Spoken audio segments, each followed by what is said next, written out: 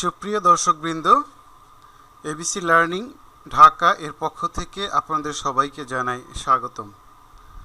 আমাদের আজকের আলোচনার বিষয় অ্যাকাউন্টিং ফর নন অ্যাকাউন্টেন্টস, অর্থাৎ যারা অ্যাকাউন্টিং ব্যাকগ্রাউন্ডের না তাদের জন্য আমার এই প্রয়াস। আমার এক্স কলিগ এবং বর্তমান যারা আছেন তারা অনেকেই জানতে চেয়েছিলেন অ্যাকাউন্টিং এর উপরে সহজভাবে কিছু আলোচনা করার জন্য। তাদেরই মোটিভেশন বা তাদেরই উৎসাহে আমি অ্যাকাউন্টিং ফর নন অ্যাকাউন্টেন্টস কোর্সটি পর্যায়ক্রমে আপনাদের সাথে আলোচনা করছি। তারই ধারাবাহিকতায় আজকে আমি আলোচনা করব দায় কি, হোয়াট ইজ লায়াবিলিটি। সো বিগত পর্বে আমি দেখিয়েছিলাম সম্পত্তি কি। আপনাদের অসংখ্য ধন্যবাদ যে অনেকে এই ভিডিওটি দেখেছেন, সাবস্ক্রাইব করেছেন। তাই আজকের পর্বও যদি আপনাদের ভালো লাগে তাহলে অনুগ্রহপূর্বক সাবস্ক্রাইব করুন, যাতে নতুন ভিডিও আসলে আপনি নোটিফিকেশন পান, এবং শেয়ার করুন যাতে আপনার বন্ধু বা শুভাকাঙ্ক্ষী কিঞ্চিত হলেও উপকৃত হয়। তাহলে চলুন আমরা শুরু করি আজকের পর্ব, হোয়াট ইজ লায়াবিলিটি বা দায় কি।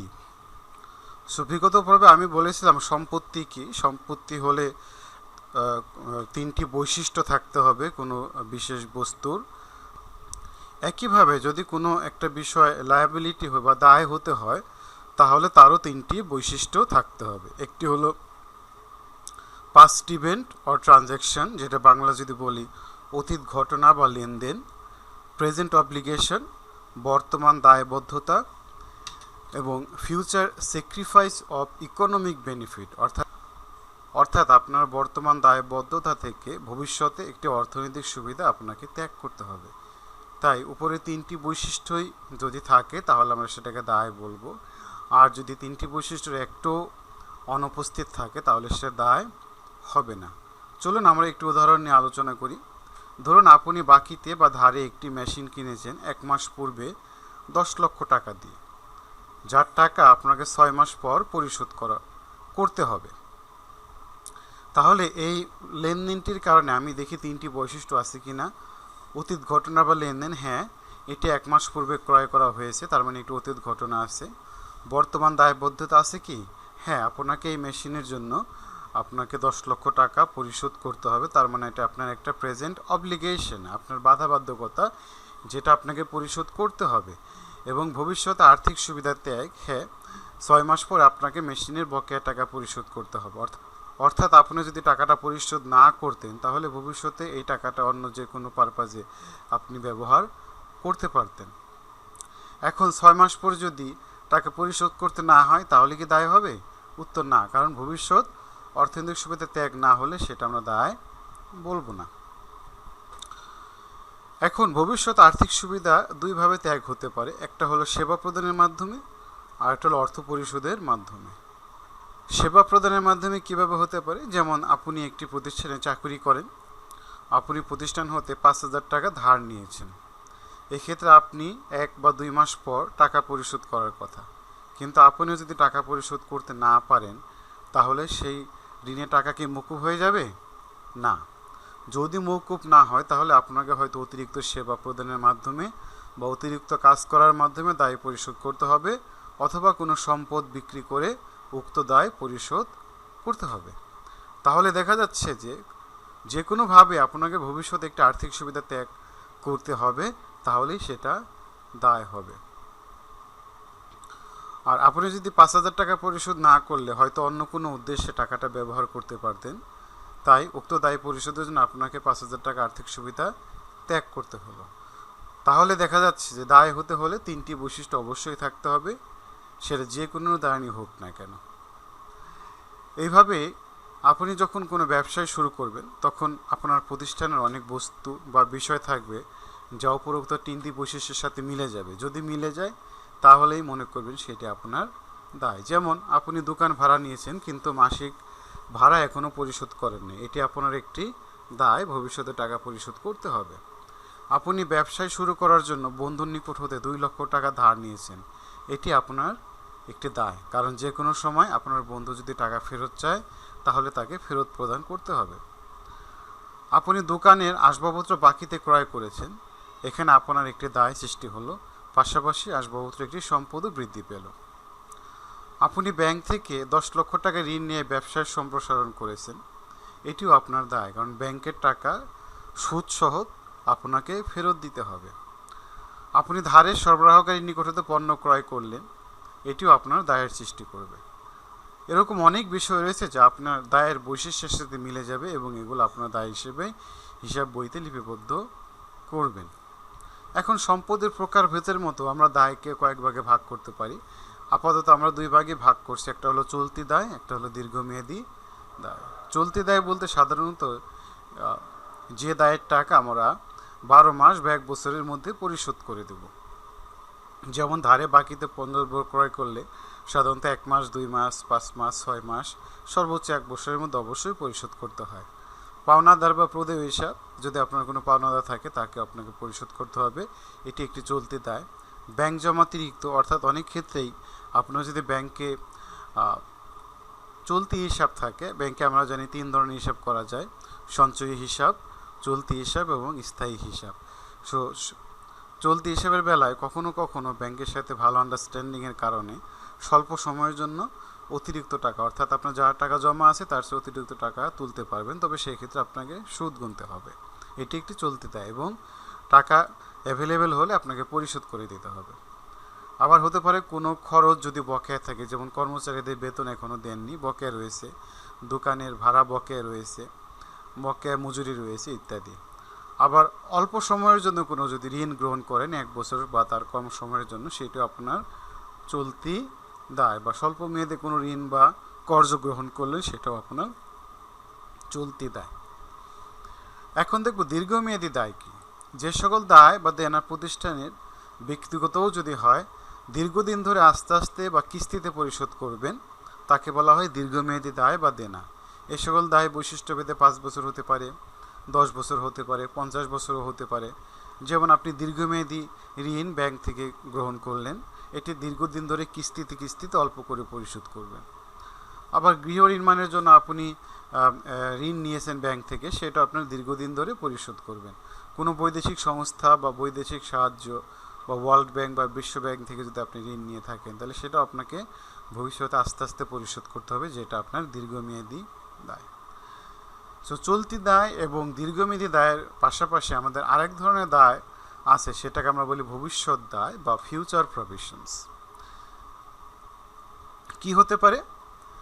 বর্তমানে হয়তো আপনার দায়টি নেই, বাট ভবিষ্যতে যে কোনো সময় এই দায়টি সংগঠিত হতে পারে।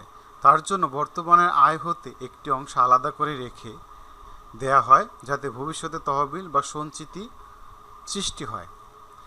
এটি সরাসরি দায় না হলেও ভবিষ্যতে হতে পারে এই ভেবে রেখে দেওয়া হয়।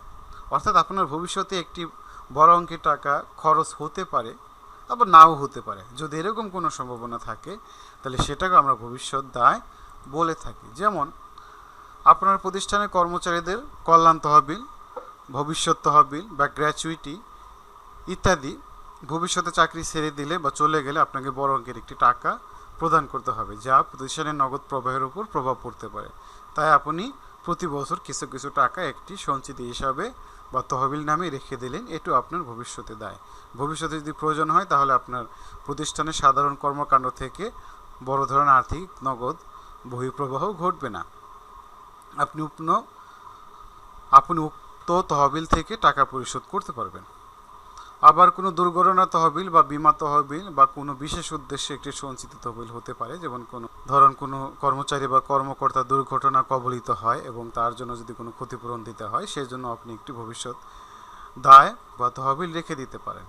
আপনার জমি জমা বা কোনো দুর্ঘটনাজনিত মামলা রয়েছে, যার রায় আপনার বিপক্ষে যেতে পারে, আবার নাও যেতে পারে। যদি বিপক্ষে যাওয়ার সম্ভাবনা বেশি থাকে, তাহলে তার জন্য বিশেষ তহবিল করে রাখলে তাও আপনার দায় হিসেবে গণ্য হবে।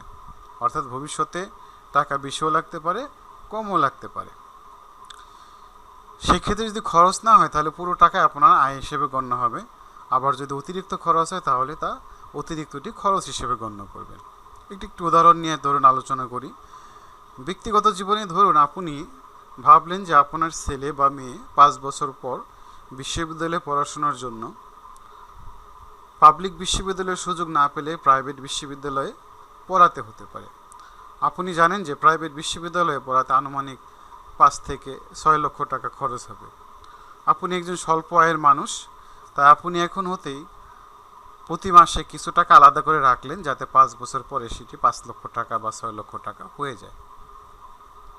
তাহলে এই যে 5 লক্ষ টাকা ভবিষ্যতে পড়াশোনা বাবদ খরচ হতে পারে সেই ভেবে রেখে দিলেন, এটা আপনার একটি ভবিষ্যতে দায়, যা বেশিও হতে পারে খরচ, কমও হতে পারে, আবার খরচ নাও হতে পারে।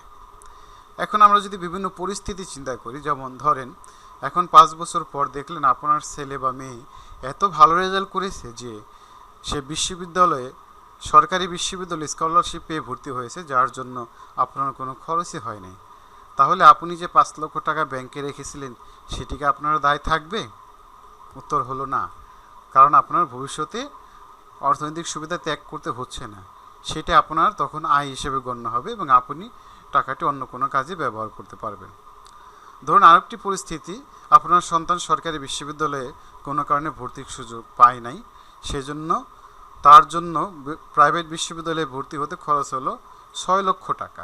তাহলে আপনি এখন অতিরিক্ত খরচ হিসেবে 6 লক্ষ টাকা থেকে 5 লক্ষ টাকা সঞ্চিত তহবিল থেকে সমন্বয় করবেন, আর 1 লক্ষ টাকা আপনি অতিরিক্ত খরচ হিসেবে আপনি করে থাকবেন।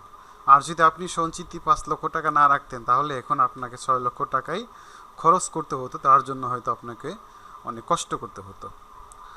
আবার পরিস্থিতি 3 এমন হতে পারে যে ধরুন আপনার সন্তান সরকারি বিশ্ববিদ্যালয়ে ভর্তির সুযোগ পায় নাই, কিন্তু মোটামুটি ভালো রেজাল্টের কারণে প্রাইভেট বিশ্ববিদ্যালয়ে ভর্তি হতে কিছু আর্থিক সুবিধা বা ফাইন্যান্সিয়াল ওয়েভার পেয়েছে। সেখানে আপনার খরচ হলো 4 লক্ষ টাকা। তাহলে আপনি সঞ্চয় রেখেছিলেন 5 লক্ষ টাকা আর খরচ হলো 4 লক্ষ টাকা, তাহলে অতিরিক্ত 1 লক্ষ টাকা আপনার খরচ কম হলো, যেটি আপনার আয় হিসেবে গণ্য হলো। তাহলে আমরা দায় সম্বন্ধে খুঁটিনাটি কিছু ছোটোখাটো বিষয় আমরা দেখে নিলাম। তাহলে উপর আলোচনা হতে দেখতে পাই ব্যক্তি বা প্রতিষ্ঠানের বেলায় এমন কিছু ভবিষ্যৎ দায় থাকে যা সংগঠিত হলে প্রচুর টাকার প্রয়োজন হতে পারে, যেটি সাময়িক পরিচালনা বা আয় হতে মেটানো সম্ভব নাও হতে পারে। এই উদ্দেশ্যে সতর্কতামূলক ব্যবস্থা স্বরূপ আপনার যে টাকা আলাদা করে রাখা আছে বা সরিয়ে রেখেছেন, সেটাই আপনার ভবিষ্যৎ একটি দায়। তাহলে দর্শকবৃন্দ, আশা করি দায় সম্পর্কে আমার ক্ষুদ্র জ্ঞান হতে কিছুটা হলেও ধারণা দিতে পেরেছি। আপনার ভালো লাগলে আমার পরিশ্রম সার্থক হবে। ভালো লাগলে আপনার বন্ধুর সাথে শেয়ার করুন এবং সাবস্ক্রাইব করুন। সাবস্ক্রাইব করলেই বুঝতে পারবো আপনার ভালো লেগেছে এবং আমি আপনার নিকট হতে আরও ভালো কিছু করার প্রেরণা পাবো। সবাইকে ভিডিওতে দেখার জন্য অসংখ্য ধন্যবাদ। সবাই ভালো থাকুন, সুস্থ থাকুন। আগামী কোনো পর্বে আমরা অন্য কোনো বিষয় নিয়ে আপনাদের সাথে হাজির হব। সবাইকে ধন্যবাদ।